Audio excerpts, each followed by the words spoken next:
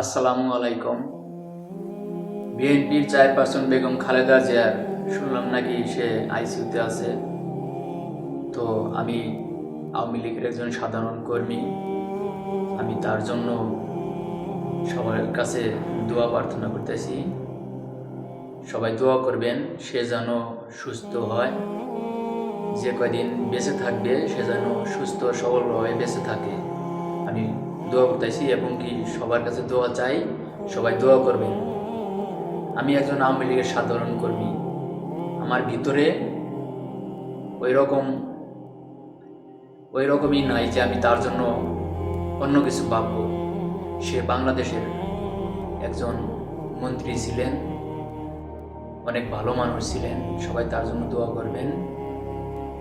শুভকামনা রইল সবার জন্য। আমার নেত্রী বেগম খালেদা জিয়ার জন্য সবাই দোয়া করবেন।